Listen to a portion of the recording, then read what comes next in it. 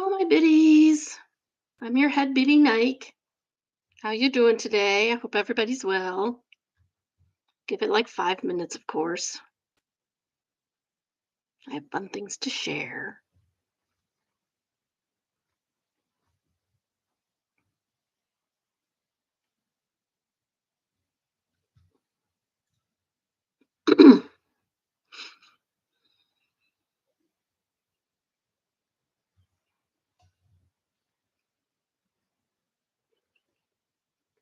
Hi, Lauren. Welcome to the stream. Hope you're doing well today. I got my shirt on.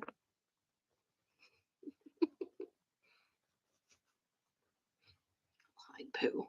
Might get might get arrested for that or something. Copyright.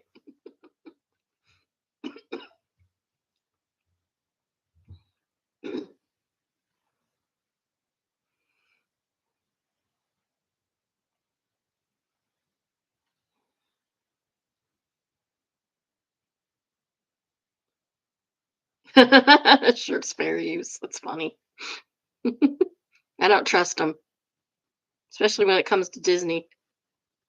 They're kind of vicious about their copyrights. I'm glad you're doing okay today.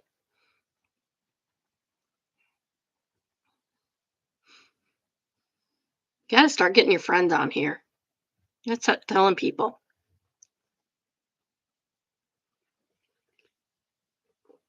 Yes, exactly.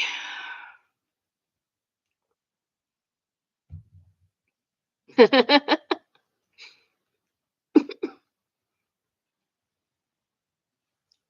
have a few subscribers. They just don't show up for the lives, which is what I want them to do. Oh, poor Kenzie. Maybe tomorrow. I would love to have her.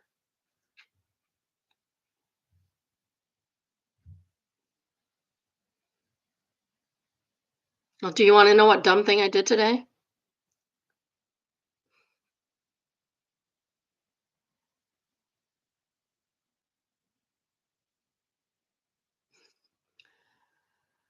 I went to take my morning supplements and I accidentally took a melatonin. So if I fall asleep in the middle of the stream, you'll know why.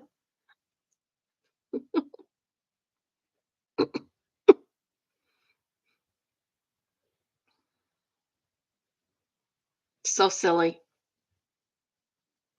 I know. It's only 5 milligrams, so it's not that. It doesn't really seem to affect me that much. I mainly take it because of the macular degeneration fear, which they say it helps with now. So I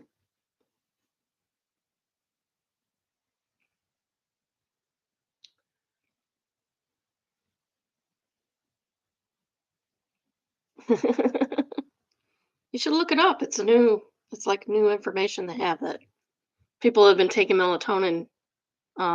It slows down or stops their macular degeneration. I don't know exactly how much they recommend, but I figure a little bit helps anyway. Hopefully, cross your fingers.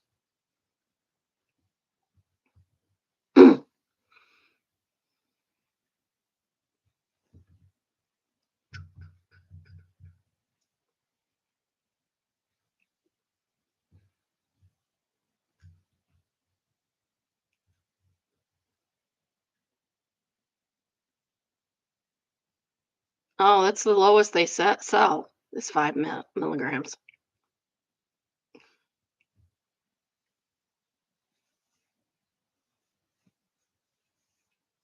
It goes up from there, from what I've seen.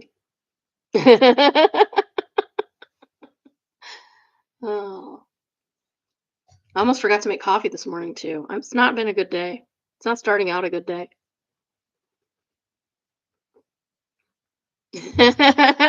Probably. I'm not repeating that. Okay, well, let's get started, I guess. Chit chat time is over. Um, so I'm very excited.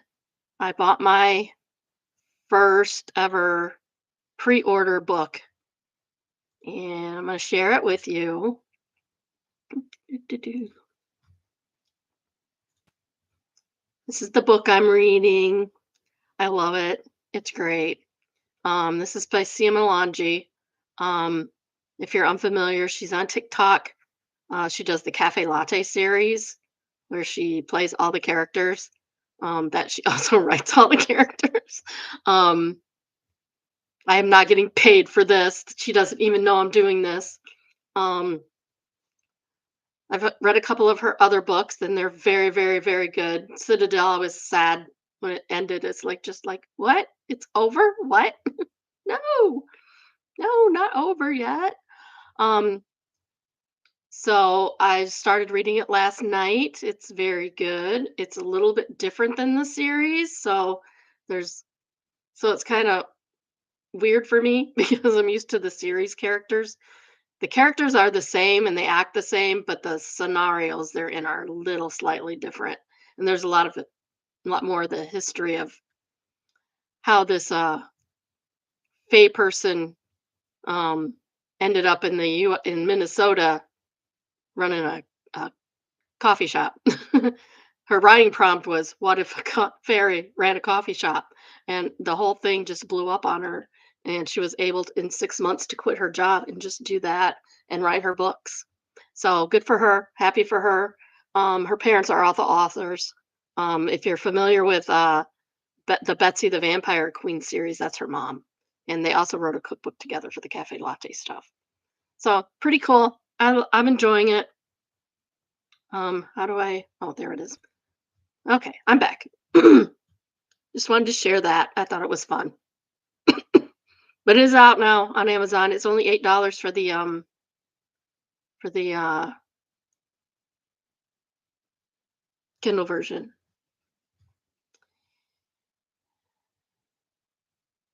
So I guess we'll get right into it. This is from Malicious Compliance, entitled "Want Me to Clean Up Users on the Portal? Done. You're deleted." Uh, I work in IT for a big company and manage a portal that a small group of people use daily. Manager wanted me to go through the list of users and remove anyone who didn't need access. Simple request. I reduced the list from 10, 11, simple request. I reduced the list from 100 to 30 people. Everyone's happy. A couple of weeks later, the manager is complaining that 30 users is too much and wanted me to create a list of all their names, what team they're part of, who they report to, and how often they need access to this portal. Annoying request, but sure, I got it done. He goes through the list and gets mad when he sees names he doesn't recognize, even though our company has a couple of thousand employees. So he tells me to delete all users whose name he doesn't recognize. Stupid request, but okay, done. We are a global company, so immediately overnight I'm getting bombarded with emails that systems are down and no one has access to log onto the system and fix it. My phones are going off, but F it, I don't get paid to work at 3 a.m. Next morning, my manager somehow gets mad at me for deleting the users he told me to delete and tells me to add them back. No crap, Sherlock. A couple of weeks later, he again brings up that he's not happy and the system is not secure. Too many users have access, blah, blah, blah. Like, bro, how bored are you? He wanted me to review the list of users with him again. 27 of the users use the system daily. There are only 3 users, himself and 2 other people that are high up in management, that don't use the system at all but are there for political reasons. He starts yelling at me to delete anyone who doesn't use the portal daily as part of their core job, and anyone who wants access must fill out a form and explain why you need it. Okay, F it, done. A couple of weeks pass by and he goes, "Manager, hey, I think something's wrong with the system. I can't log on anymore." Me, nope, working just fine. Manager, then why can't I log on? Me, I removed all users who don't use it daily as part of their core job. Quoted my manager from weeks ago, word for word. Manager, add me back. Me, slides him the form he created. Manager, huh? Me, "Hmm." It's been weeks now. He hasn't filled out the form. I still haven't added him back. Somehow we're on good terms now. Oh, that's excellent. Excellent. Yep. He's trying to micromanage something that he knows nothing about. That's a typical thing that some managers do. Not fun. Cough is still getting better. Next, um, our next read is from Am I Overreacting? The guy I'm dating doesn't help his mom mow the lawn. She's 70. He has no interest in doing yard work. AIO and thinking that this is unacceptable and a sign of bad things to come. This is very, very short.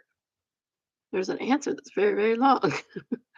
I'm dating a guy, he's 32, who lives downtown in an apartment, so he doesn't have to do any lawn care. His dad passed away a few years ago, and he spends a few weekends a month at his mom's house. The thing is, he and his brother don't help with her lawn at all. He's never touched a lawnmower. It's an enormous lawn, and she's 70. I just find it weird and a little frustrating that neither of them insist on mowing or helping out. Am I overreacting for thinking this is ridiculous that they don't step up? Is her lawn out of control, or does she pay somebody to do it, or is she one of those go-getter 70-year-olds that mows her own lawn? I mean, maybe she doesn't want the kids mowing her lawn. That happens sometimes. I think we need more information. So serious, bro, answered. Your previous post provides greater clarity on this post. Thus, according to your account, he and his brother decline opportunities as they believe she discourages them from engaging in what they perceive as low class work. Interesting. It's important to acknowledge that people do not change. Therefore, it appears you have invested approximately 5 years of time for nothing. According to you, he frequently directs conversations towards himself, creating an impression of neediness. He is evidently unfamiliar with and refuses to perform manual labor. Clearly, this person does not align with your preferences or expectations, and you can continue to date him expecting what? He is who he is. Clearly, he is not what you are looking for. Expecting random people on here who don't read to make baseless assumptions on this post with no context is isn't going to help you. You need to wake yourself up. Yeah, like I said, need more context. I know, low class work. Yeah. I don't know if that's him saying that, if that's the mother saying that, though. I mean, it could be the mother saying that and that she hires people to do it. It's rude. I mean, I get hiring people to do your yard work because you don't have the time or physical ability to do it, but calling that work low class is uh is pretty mean. I mean, you have to have people need jobs and people need things done. No job is low class. That's why everybody should have a livable wage off of their job. He edited it saying, when I said people don't change, I was speaking solely on OP's case, seeing that she was with this guy for 5 years and expected to magically change. You can't teach an old dog new tricks. I didn't think I needed to obviously say that because it was pretty clear. LOL. In some cases, people can change in relationships, sure, but it's not common because it requires the other person to want to change. Here are some facts. Approximately 70% of straight unmarried couples break up within the first year. 85% of those people will experience a breakup in their lifetime. The numbers wouldn't be this high if people can easily change. Hoping they will is foolish to believe. If it takes you attempting to change someone for your benefit, then asking yourself one question: how could you love someone who can't love themselves, that they have to pretend to be something they aren't to make you happy? I mean, the breakup stuff, I don't think that it has anything to do with change. A lot of people just aren't compatible, and you have to date someone to find out whether you're compatible or not. um, but he is right. This guy's not going to change. He has a superiority complex, clearly. Um, OP's account got suspended. Hmm, that's weird. Probably another poster making fake stories. Maybe. I mean, it could be fake. It's awfully short for being fake. Usually the fake ones, and we take everything on face value. We just pretend they're real, whether they're obviously fake or not. Um, Usually, though, when they're fake, they have a lot more information, it's filled out more, embellished.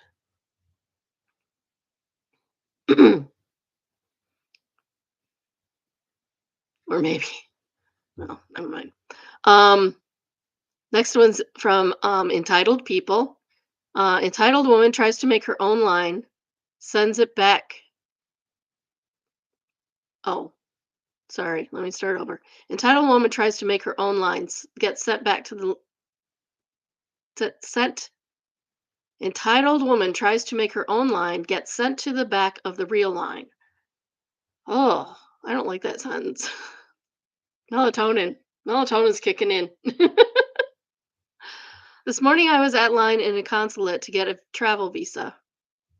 You have to show up with all your paperwork and wait in line forever. If all your paperwork is in order, you leave your passport and all of your documents with them for processing and come back when it is ready to be picked up with the visa added.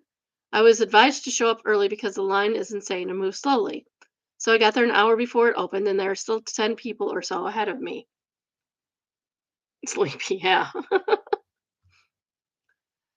About a half an hour before opening time, a woman approached, looked at the line, at which this point extends around the block, and then stood next to the first person in line. About 10 minutes later, somebody walked up and asked her if she was in the pickup line, and she says yes. So the second person lined up behind her. A few more people trickled in and asked if it was the pickup line, and a couple of people overheard and got out of the main line to stand behind her in the pickup line. At 9:30 sharp, when a guard came out, he took one look at the second line and said no and said one line, people. If the first woman had stood in line when she arrived rather than deciding she could make her own line, she would have been about 30th. But when the guard sent her back to the line, there was at least 100 people deep. So that was enjoyable to watch, but I do feel bad for the poor people who assumed the pickup line was a real thing and stood behind her and lost their spot in the real line. Yeah, I do too. That's sad. Um, but yeah, just get in line, people, and stay in line and stop rushing people and teach your kids how to act in line and not knock over 2-year-olds. That'd be good. I had one where the kids and I were at Chuck E. Cheese and we were leaving, and they have to check you when you leave Chuck E. Cheese to make sure you're with your person. Um, and this dude was standing behind me, like pushes his kid into my kid. Um, there was a little thing said. I don't take that. Told me I was rude for saying something to him. Like, dude. Do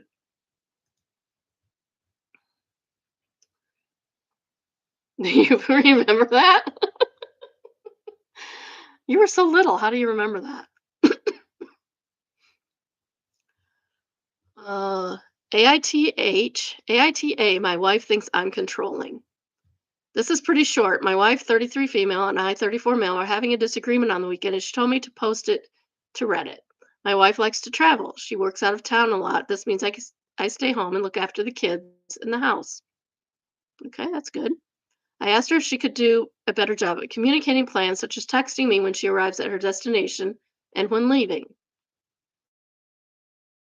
I mean, common courtesy, isn't it? Like, um, I mean, you want to make sure to let your family know you're safe. She told me this is a red flag and controlling. I do not track her movements with apps or anything. I strictly would like a I have arrived safely text or I am leaving X and headed home. The argument started when I mentioned that the last time she was town 8 hours away. She left to drive back and did not message me, showing up at 2 a.m. and woke me up by knocking on the window instead, since the doors were locked. I asked her why she didn't send a text at supper time saying she was coming home, and she said it wouldn't matter as I would have been in bed. I understand that, but I feel it is a courtesy to let your spouse know these things. So Reddit, AITA. I don't think so. I would have a poll on here if there was more than one person watching. Hello, people. Show up at 10, please. Um, but yeah, no, that's just courteous, especially if you're gonna arrive at 2 o'clock in the morning. Like he would could have left the door unlocked and she wouldn't have had to knock him up with the window. Like update one, I did not expect this to get big this quick. Thank you for all the comments and upvotes. One of the frequently questioned Frequently, yeah, sorry. One of the frequent questions was about the key. We live in an area where we only lock the door when we go to bed. We very rarely take the keys with us since the deadbolt has a keypad. The batteries had died, and generally, if I know she'll be home, I would leave the door unlocked. I will update again when I get a chance to show her the post. Update 2. Showed her the post and the response. I asked her if how I typed the story was reasonable and fair. She agreed it was. She said that she will try to communicate better and is clearly not egregious when I'm asking. I don't suspect she's hiding anything or projecting, nor did I press her about that. Thank you, everyone, for the comments, advice, validation. Sorry this doesn't have a juicy ending, but I guess that's real life. We are going to move forward in a positive way, and she is going to make a better effort to communicate. Hopefully, there is no update 3. Yeah, I mean, I always try and let my spouse know. I mean, I will forget sometimes, but in general, I will text and say, "Hey, hon, I'm here. I made it okay." Just so he knows, he can stop worrying at that point that the car's gonna be dead as a doornail on the side of the highway. Um, it's just the top comment, and I bet she's regretting asking you to put it on Reddit now. NTA. Uh, yeah, everybody's thinking it's normal courtesy. What is she hiding? I don't think she was necessarily hiding anything. I just think she's not very courteous to her husband, and she needs to be. Everybody needs to be. So yeah, text your husband, text your dad, text your mom that you got home. If you remember, I do forget. Text your kids. Anybody that knows you're on the road. Yeah, she is just being a little mean, a little over the top. This one is from Traumatize Them Back, entitled "The Time My Baby Sister Took Down Grandpa." I hope that wasn't physically. In the 70s and 80s, my parents were hippies, and my grandpa, who was a nasty piece of work, hated that. One morning, my sister and I were being babysat by grandma, and we were eating breakfast. Notice they weren't being babysat by grandpa, even though he was there, clearly. I'm about 10, Sis is about 5. Grandpa comes in and starts with his typical crap, making fun of our dad, who wasn't even there. Your daddy has long hair, doesn't he? You know who else has long hair? Girls. You know what that means? Your daddy is a girl. Oh, yeah, he sounds like a piece of work. On and on in that vein. I mostly ignored the old fart, but my baby sister was seething. Finally, she'd had enough and pipes up. Well, oh, yeah? Well, you're bald, so that makes you a baby. 5 years old, she's already got it. Holy crap. His face turned red, but he didn't say a word. She got him good. She used his logic perfectly and turned it right back on him. She finished his breakfast in silence and headed out to his shop without a single word. So that is the story of the time my nasty old grandpa was verbally shut down by a 5-year-old girl who had the perfect comeback. Oh, that is awesome. Yeah, people who dink on people and call them misgender them because their hair's long, it's silly. I mean, I know, right? Well, this was in the 60s and 70s and 80s, so she's probably grown up.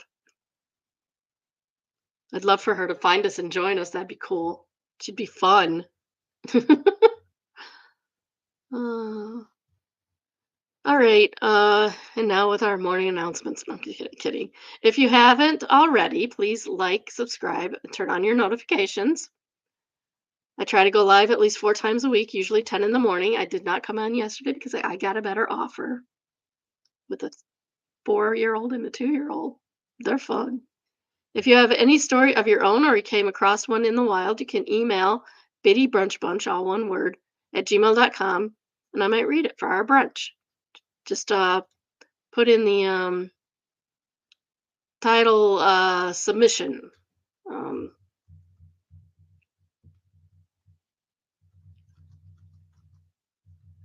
so that I can know that that's what that is.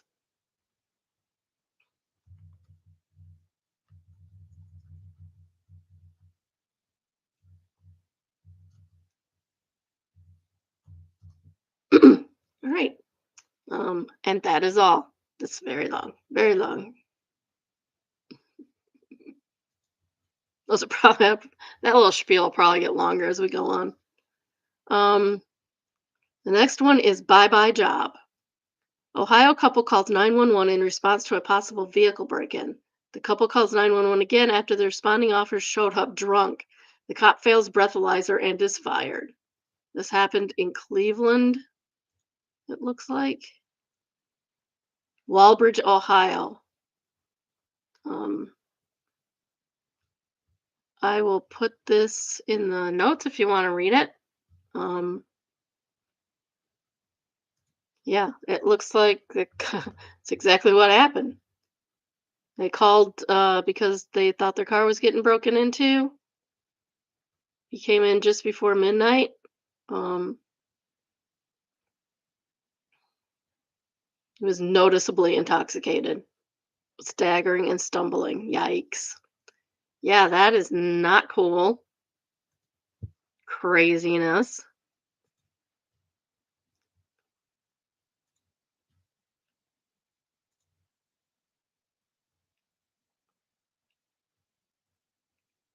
Guess I can't. Yes, I can. Okay, cool.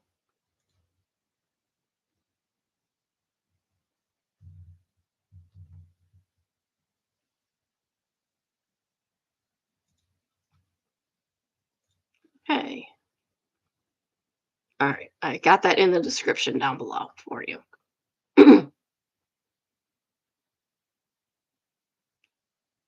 One battle after another. No, I haven't heard that. Um, Let me put that on my list of. I keep a list of movies. I literally have it on my open screen on my phone. We watched the new Naked Gun movie the other night, and it was good. It's better than most of the movies we've been watching lately. Superman was okay, just aight.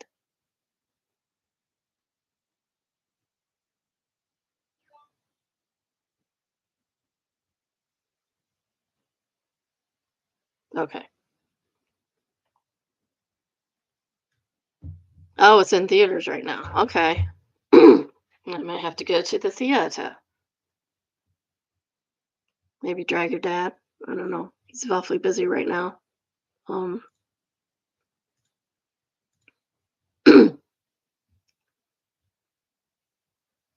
Also, if you get a chance to see the play Trapped, go see that because that was really good too.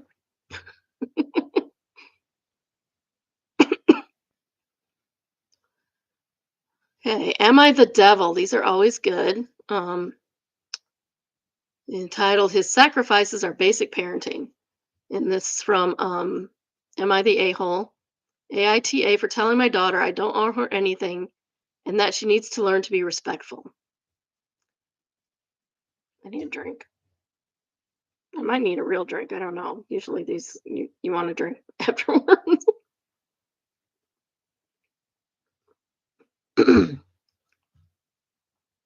May sound harsh if you don't have context. I, 39 male, have custody of my daughter Rose, 9 female, for only a portion of the time.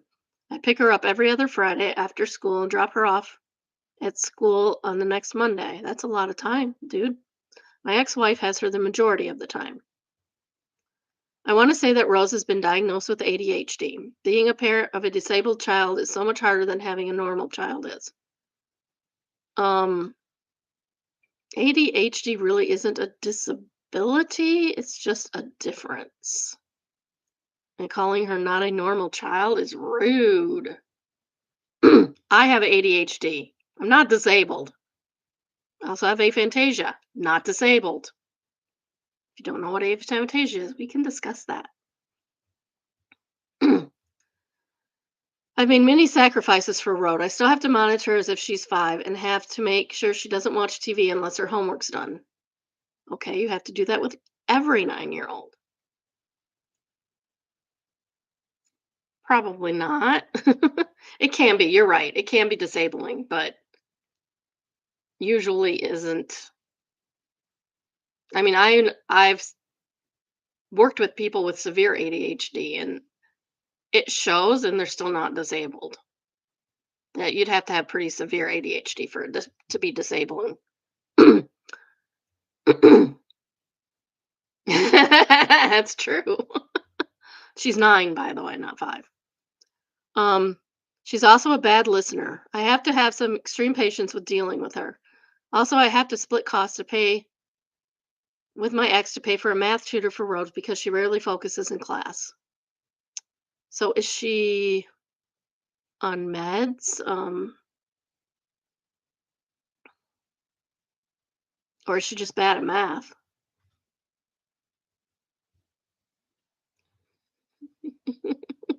Oops. Last week I had to pick her up and take her to the grocery store because we needed dinner supplies.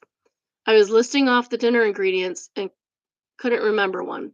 Rose suggested the one I forgot and told her that was it. She puffed out her chest and said, "No need to thank me," in a very arrogant way.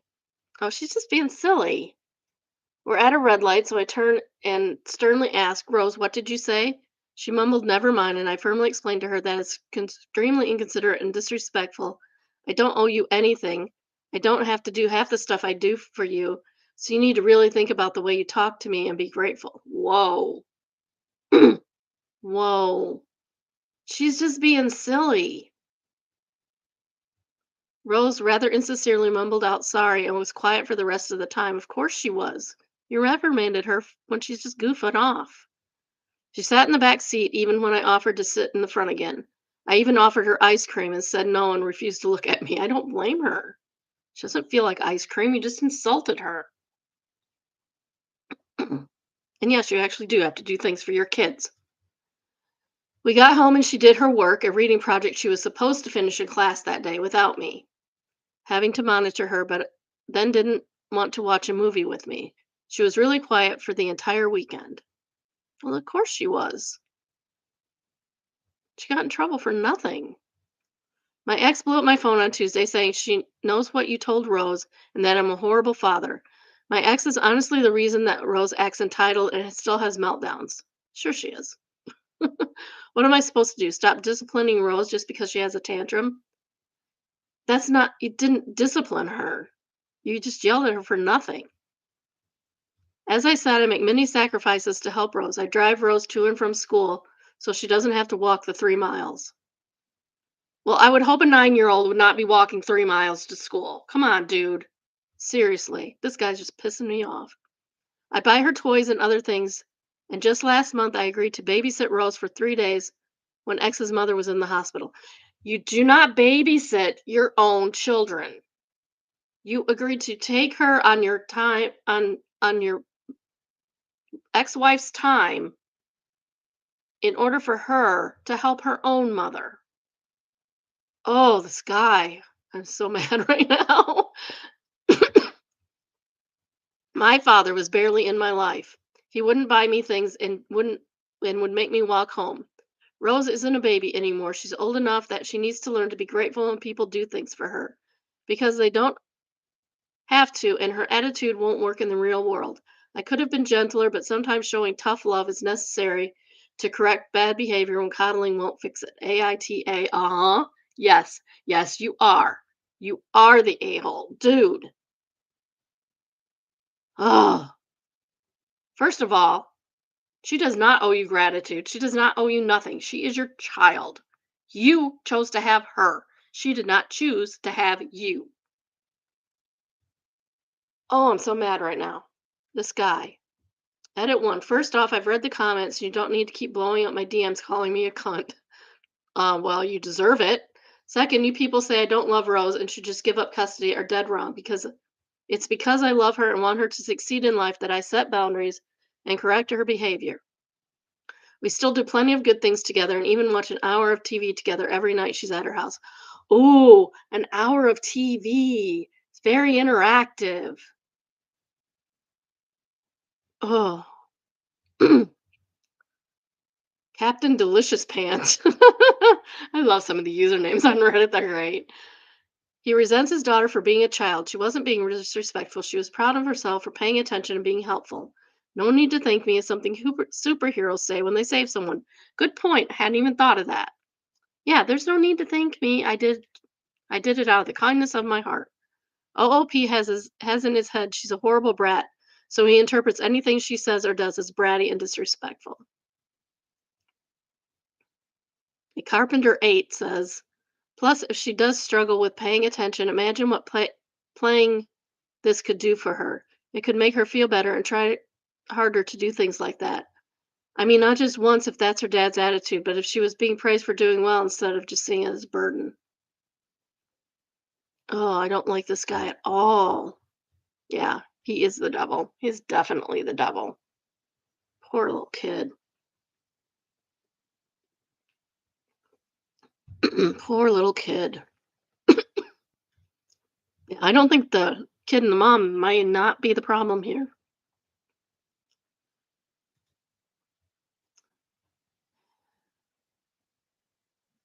It does. It does. She did something good. She remembered something, which is sometimes a struggle.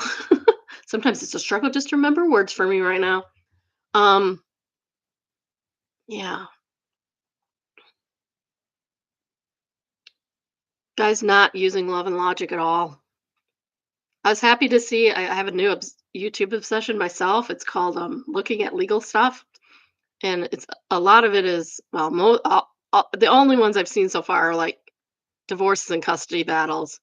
And I was very happy to see that they are still using love and logic as the parenting tool for the courts, at least in Washington.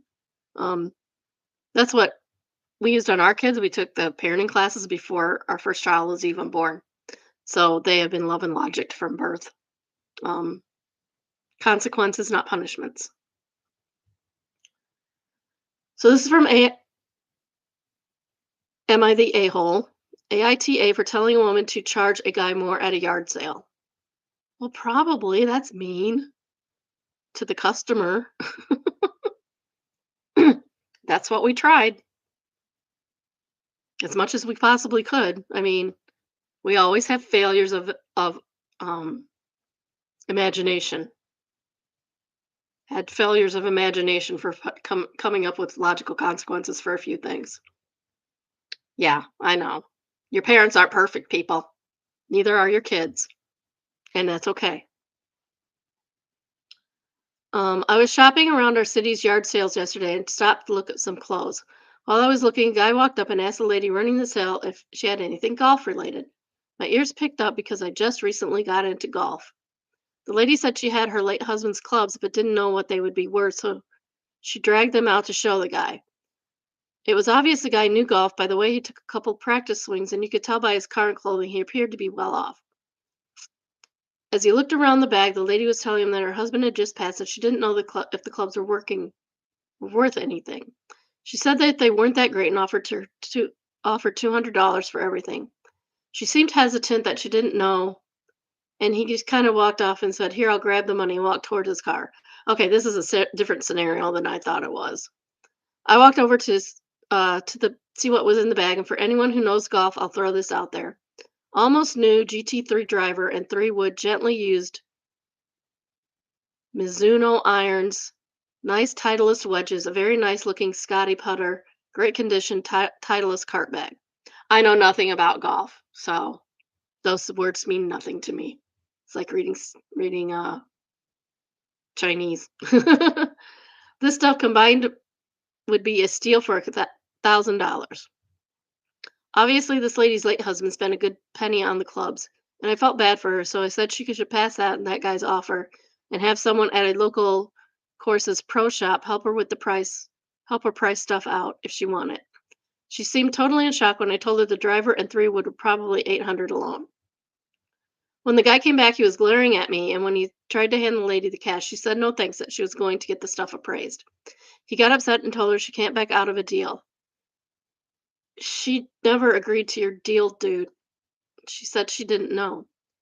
So I chimed in that they didn't really make a deal, and she's right. He got pissed at me and told me I needed to mind my own business. The lady told him he wasn't interested and again, please leave. He walked to the end of the driveway and just stood there angry like my toddler would. Before he walked away, he called me an a-hole and stomped off. The whole thing was more funny to me than anything. I was telling the story to my coworkers and they agreed. They were all dogging on me, saying I should keep my mouth shut, and the guy let a guy get a good deal, but I felt wrong letting him rip her off. So am I the a-hole here? So this was deemed not the a-hole. Um, yeah, in that case, that's a different scenario. She had had the golf clubs out and had a price on them already, and agreed to the price the guy was asking to pay for them. Then that person would have been the a-hole. But saving a poor widow from being ripped off is a different scenario, and she's not. Like, that guy was trying to put one over. He knew what he was getting. He may not even want him for himself. He's probably just gonna sell him, like someone else I know does that. Yeah.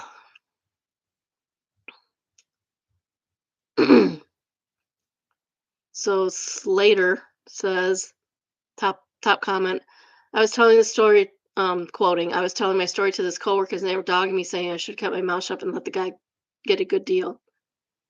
He answers, you work with people who would support a guy ripping off a widow who expressed disappointment that you didn't let it happen. Why do you ever speak to these people, or these even people? For the love of F, let me tell you something. Her husband literally torpedoed back into this world through you to stop that from happening. NTA, ETA, I have no idea how words work, but apparently I got some. Thank you so much, the kind. Yeah, he got four, shoot, it doesn't pop up. Four awards. I think it might be helpful awards. Yeah. Yeah, thank goodness this person was there because she could have gotten really ripped off. And it was her husband's stuff. It's like that's the last time you should take advantage of somebody when they just lost a spouse.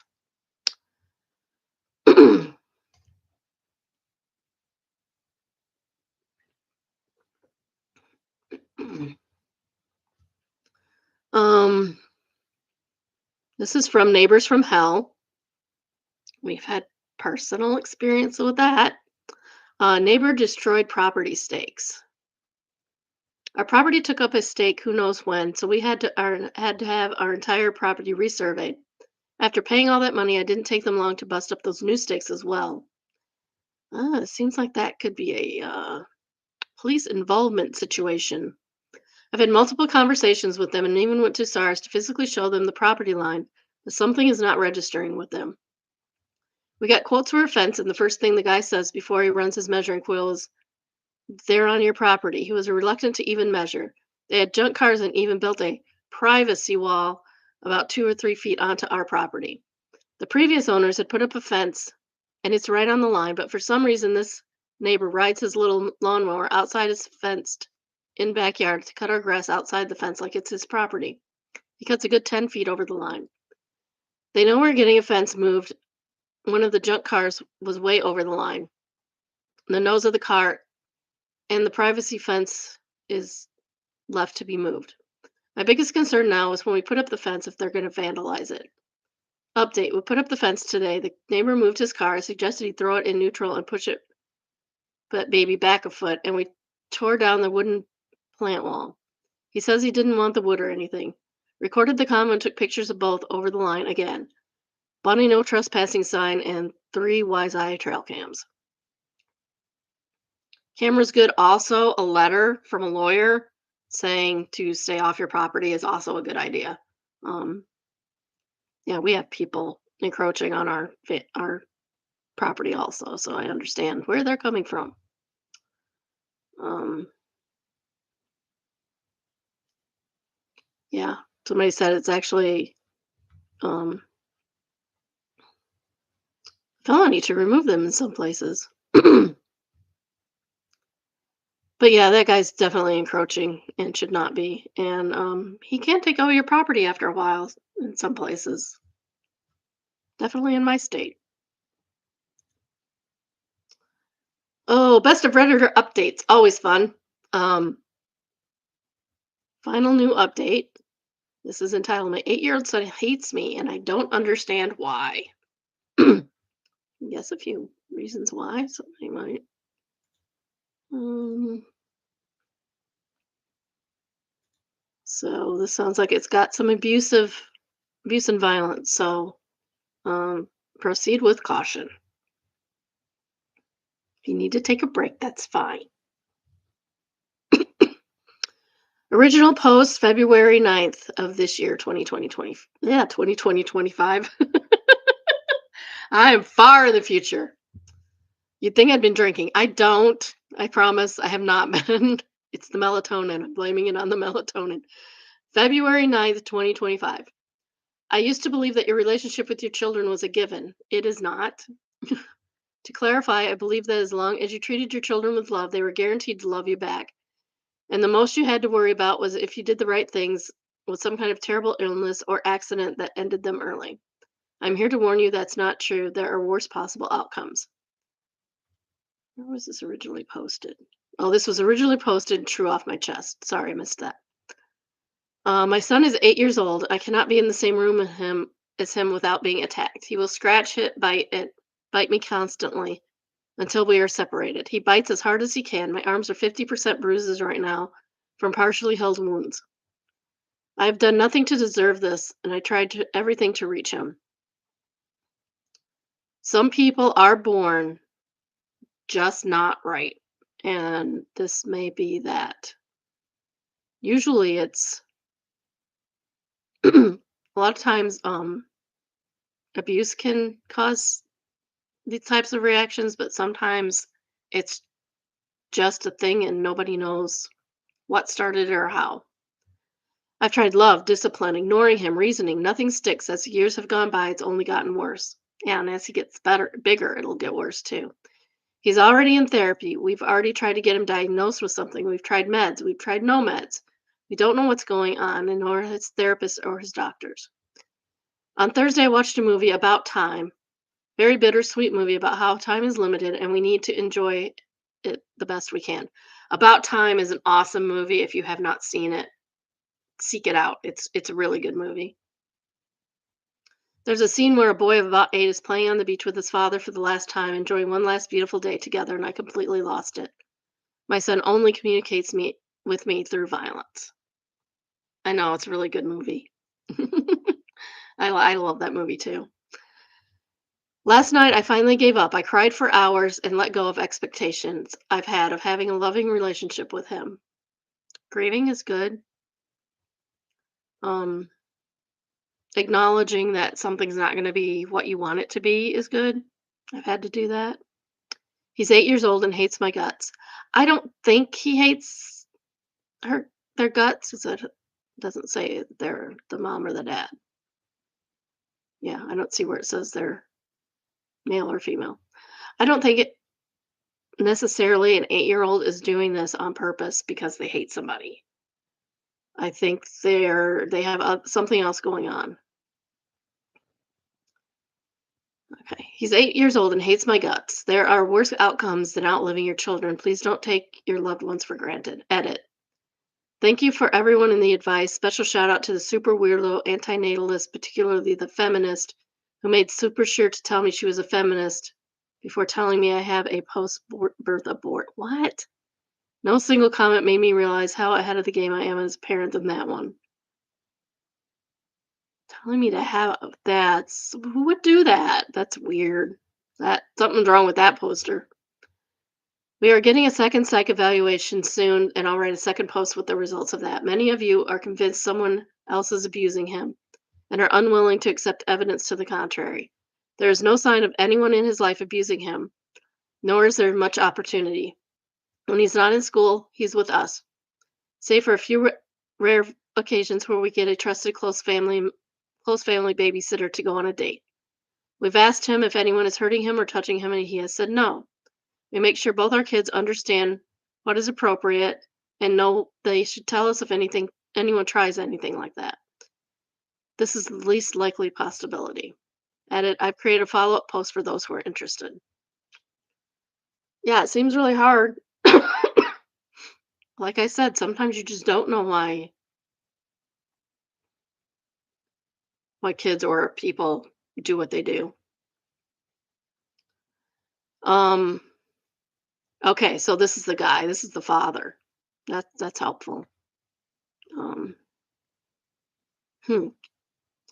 I wonder if he's like this.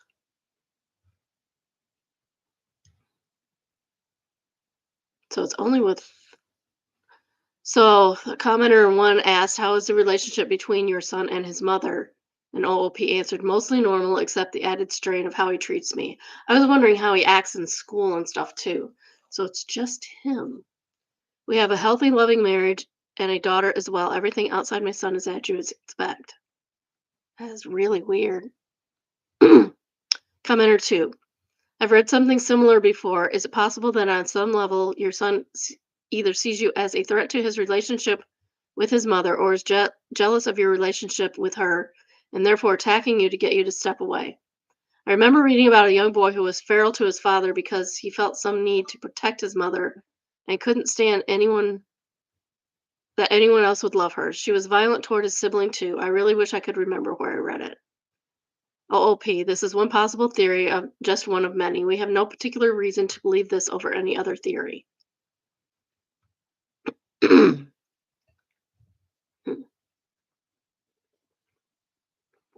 don't know about that. That's unusual and very weird.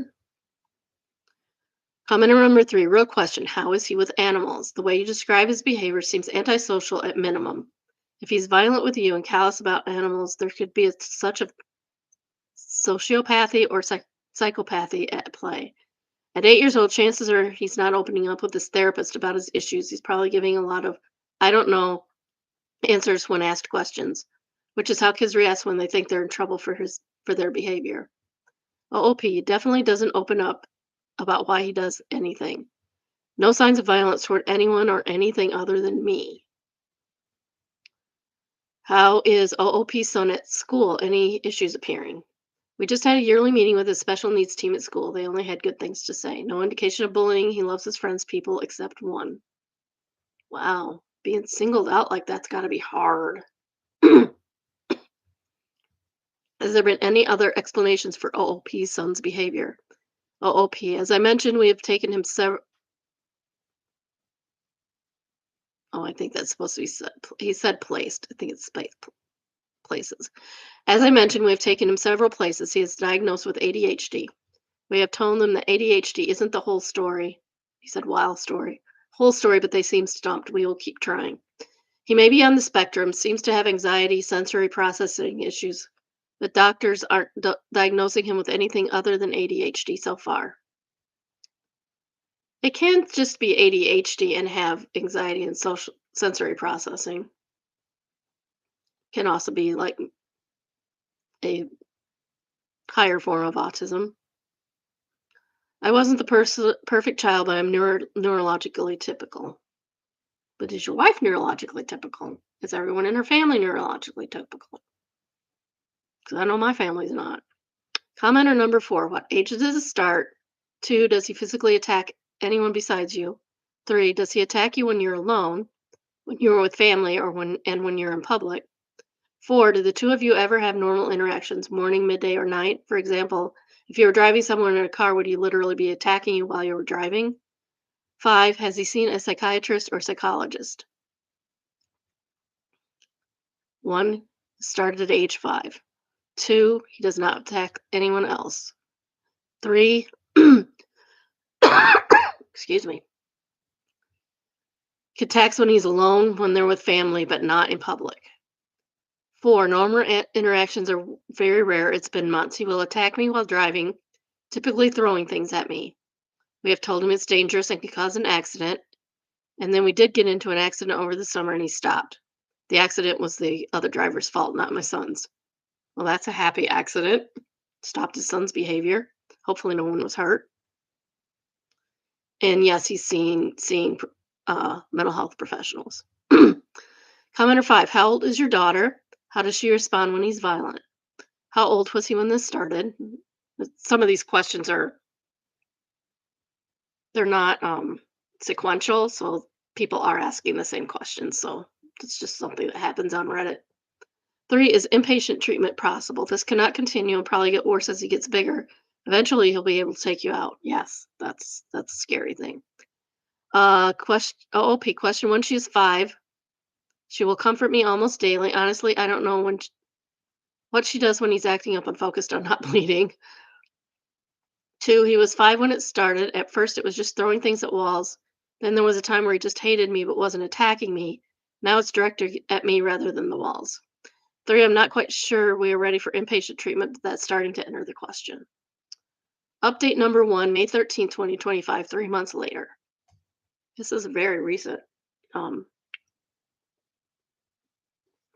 recent thread. Hello to some of you folks asking for an update when I first posted, including some who seem to feel lost in a similar situation. I'd like to thank the insane people on my last post who told me to give up on my son. The last were therapeutic. Also, please never have kids of your own. Yeah, you don't give up on little kids like that. Because some things you do outgrow. We took him to get evaluated again, and it was pretty clear we were dealing with was more than ADHD. Good. It took us a while to find a place that we would do it right this time. Then it took some more time to get a slot, but today we finally got his diagnosis. Diagnosis. Diagnosis. He has the ADHD, a severe version of it, but he's also mildly autistic. On top of this, he has high anxiety and signs of depression. Depression, ADHD, and autistic, I would think anxiety and depression would go along with that. Some of you were suggesting pandas and ODD, and he does have some of those symptoms that, like the autism, there are things about him that just don't fit these diagnoses. I don't think that you have to fit every symptom of the diagnosis in order to have that diagnosis. Um, Not everyone is going to have every symptom of something. There are things about him that aren't typical of autism. For instance, he loves being social. These inconsistencies and the fact that he was younger and had severe ADHD, which masked the autism, made autism diagnosis difficult at that time. So why does he hate me? At best, as best I understand so far, this is what happened. When he was halfway into kindergarten when it started, his disabilities caused him to struggle compared to his peers, which led to feelings of inadequacy. Being 5, he didn't have the tools to handle that, so he began coming home from school and destroying the house as a way to express his feelings. He would try to reason with him patiently, but he wouldn't hear it. We tried so many other ways of helping him, but the house was getting destroyed, and the only thing that would get him to stop would be sharp, loud comments from my scary male voice, "Stop that." So that's what I would do every time he started acting up, because that's what worked. So you just tried to get him to stop rather than try and find out what was actually going on? What I was doing, though I didn't know it, was using his anxiety to scare him into behaving better. As time went on and I continued this, I became a scary figure to be feared, and the anxiety built until it became a complicated hate. Excuse me. So that's where we are now. He doesn't attack me on sight usually, which is an improvement. But when I came home from work, when I come home from work, he doesn't attack me on sight usually, which is an improvement. But when I come home from work, he often wants to be alone in his room now. When we go out in public, things are better, but at home, the anxiety he attaches to me is still present, though not as intense. So let him go to his room. He's probably got to work this out for a while. It's going to take a while. How did I fix it? First, I stayed away. I let things chill out for weeks. And when he would attack me, instead of getting angry and punishing him, I defended myself by shoving him off of me. I remained calm and had my wife correct him instead. Then I decided I need to talk to him about all of this. I knew that going in his room meant immediately bleeding on my part, so I would armor up in a winter coat and gloves and enter his room and calmly fend off his attacks, which would end with me restraining him on the floor and just talking to him about his behavior and why it led to my behavior and why I never meant to be scary, but I had to be scary to stop the madness. This had a little bit of a positive effect, but it took a long time. I did this routine for weeks without much progress. He would attack me, I would restrain him, we would talk and ask him to open up, and he would be silent. Then finally, I found something that clicked. I told him I loved him and always would, and that I thought he was a special, talented kid, and that I would always be proud of him. He cried in my arms and got angry and wanted me to stop, but I pushed through. So then, for a couple of weeks, letting him know that, and over time, his reaction became normalized, which is how I knew he really believed and understood it. Now we have a routine. I call it daddy therapy time. When I come in his room and say, "Let's talk," He gets straight like a pencil on his bed, and I kind of compress him into the bed, and his head hangs off, which he likes for some reason. He has been opening up gradually and talking instead of just me talking. Some days are still hard. He takes everything out on me, but that's okay. Better me than anyone else. That's my job. I still get bit and scratched, but far less often now. And I think things will continue to be two steps forward, one step back. For you overwhelmed parents out there, keep trying. There is hope. Oh, that's nice. I mean, this guy really does seem to love his kid, despite the kid being an absolute terror. Um, but yeah, this kid needs to be reassured that daddy loves him and daddy will always love him. And sometimes you need to reassure your kids that you love them. I love all my kids and my two grandkids.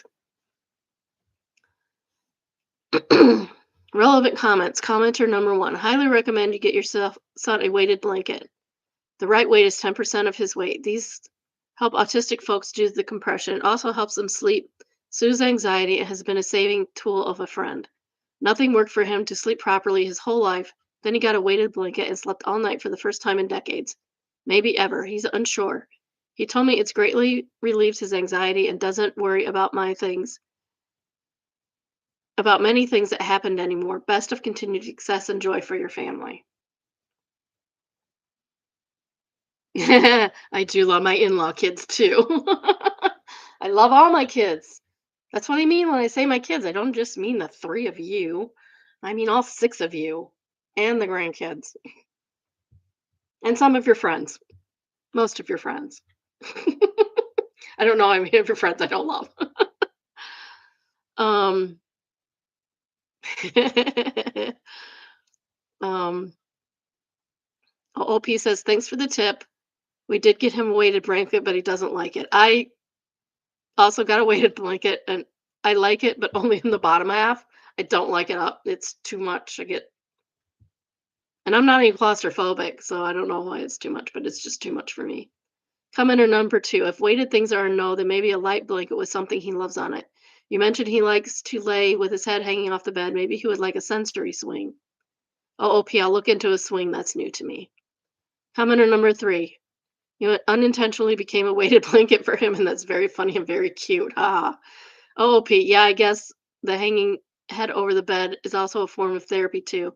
All I knew is that's what he wanted, and it seemed to work, so I kind of accidentally came up with it.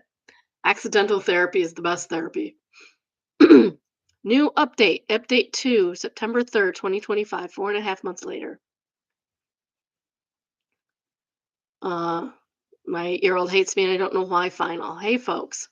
I was inspired to give you an update because two things have happened recently. One, no more outbursts, no more biting or attacking me, no more throwing things at the walls. As a result, we've repainted and put decorations back up. Two, he made some art at school of what he loves the most, and I made it the cut with his mom. Aww, I'm gonna cry. He loves his daddy again. That's so nice.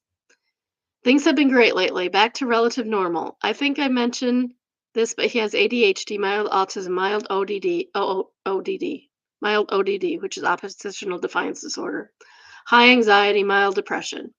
This made parenting tricky since the behavior correction triggered his ODD, but positive correction is also something he hates.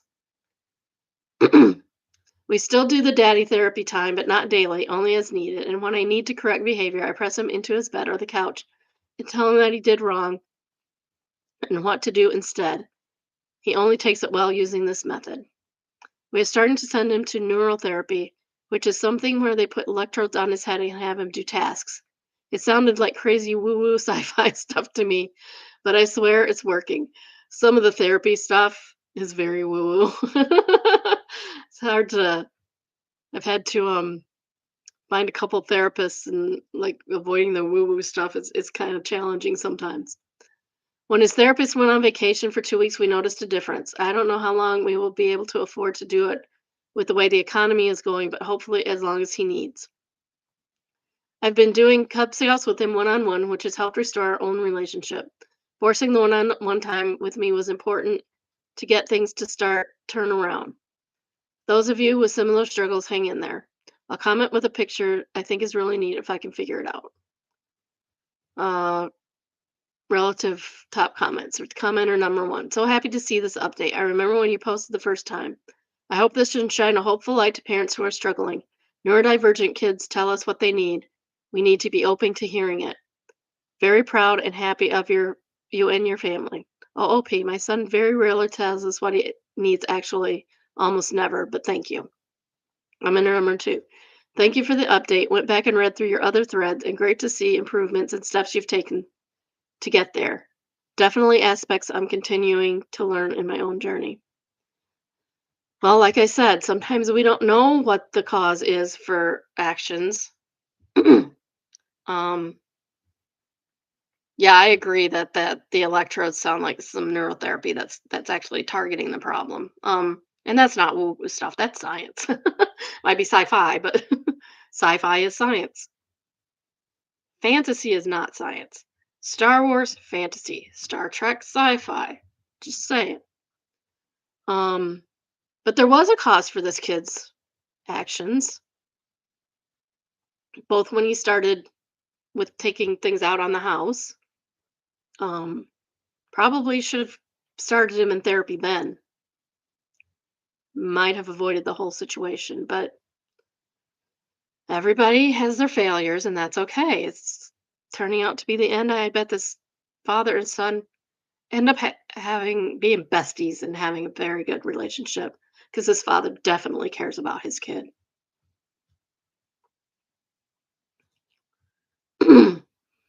All right. Last read for the day is Petty Revenge.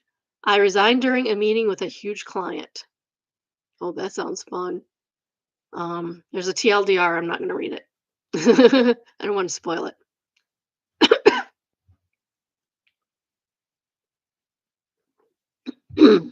Some years ago, I worked at a digital agency who was actually a big player in the national scene.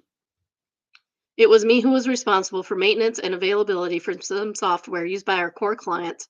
I ran the team who did the same for other clients. Year after year, I got denied raises or got a pay raise that was just laughable. Yeah, I've gotten laughable raises before. It's so silly. As so many times for a partner or sidekick, I was drowning at work, but they didn't feel the need as I was still able to keep it running while I was simultaneously running myself into the ground. Here comes the 6-month performance review, and yet again, I voiced my concerns about my well being and financial situation, and yet again, I was denied anything. Unbeknownst to them, I was offered a position at a competitor, granting me better pay and better workloads. After the performance review, we had an in person meeting with the second biggest client for contract renewals. As I was responsible for maintenance, I was also included as to give up on SLA conditions and pricing. I don't know what that means. During that meeting, I was rereading the offer, which my manager saw, mailed the competitor. I accepted their offer and got my contract in my email within 5 minutes and digitally signed it within 10. So they're in a meeting and they're accepting another job. That's great. Mailed HR, my manager, and some exec my resignation. Fun fact is all the execs I mail were also in the meeting. Didn't turn long didn't turn long. I am unfamiliar with that phrase, so I'm going to change it. Didn't take long for faces to becoming red with anger, and they paused the meeting. Got up, pulled apart, and got questioned what the F I'm doing, explained my side of the story, and I was met with their utter disbelief. My manager and HR got chewed out. I got better pay and better working conditions at their competitor. Client renewed their contracts that year, but left the year after because of inadequate maintenance and the company not being able to meet 99.999% time SLA. Career is popping off. My old employer is downscaling business because of a harsh market.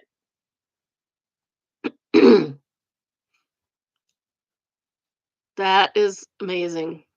Good for him. I mean, if you're not going to listen to your employee when they say they need more money and they need more help, this is what happens. They will go somewhere else. Um, we don't have company loyalty anymore either way. Employees to company, company to employees anymore. Used to be that before the 1980s when GE Jack, as I call him, I forgot his last name, um, decided that stock options and um, people that own shares, investors, were more important than the people that worked for them. And that's been the problem in America for a while now, obviously since the 80s. Before that, people would say customers first, employees second, investors third. And that's how it should be. You should be loyal to your workers. David Wheel, thank you. Fisher Workplace. Oh, okay. Um, no, this is Jack who worked for GM or GE, General Electric, back in the 80s. Is who I'm talking about. There's an awesome oh, okay. Thank you. My daughter knows all about this because she's getting her PhD in labor relations. So she keeps me on my toes. Um, but anyway, General Electric Jack, uh, what's that called? The Bastards one. The Bastards podcast. Behind the Bastards, that's it. Behind the Bastards podcast. They have a really good episode on GE Jack. You should look it up. It tells you it explains a lot of what's going on in our companies right now. Capitalism out of control, and now I'm, I already was. I'm on the list. So if you don't know about that, and want to, let me know. But email me don't at biddybrunchbunch@gmail.com because I really don't read the comments on the on the streams. Um, Mr. Coastliner says, it's the top commenter, of course. I'm not going to lie, I initially thought you vocally resigned during the meeting, which would have put the clients in a really awkward position. Good employees get taken for granted too often. They have comp teams analyzing the market rates for pay when hiring to ensure they are competitive. What they don't do is if they find the existing employees are below market rate is to increase their salary above the 3 to 4% annual and meet market rate. It costs too much to recruit, hire, train, and set up pensions, etc., for new employees and likely to have to pay them more than the existing employee asked for. You'd think they would focus more on how to retain talent. My company are similar in the way that they are set salary increases and no negotiation. So what usually happens is people leave, then 6 to 12 months later they are called, emailed to be re-recruited, and typically get a large salary increase or promotion. The boomerangs are prominent. Yeah, I don't understand that. Like, just pay your employees. Pay your employees. You don't have to get them back. Like, look at what the market rate is and give them a raise. And yes, inflation happens. They need the raise. They need the raise because of the inflation. It's a vicious cycle. It is what it is. It will always be what it is. Deflation isn't good. Um, so yeah. Well, that's all I have for today. Um, Again, you can email Mel at biddybrunchbunch@gmail.com. Always looking for content. Um, Maybe if you want to be email notifications of when I'm going to go on because I set this up earlier. And then go on later in the morning. I can give you a notice if you want. So have a good day. Love all of you. Bye.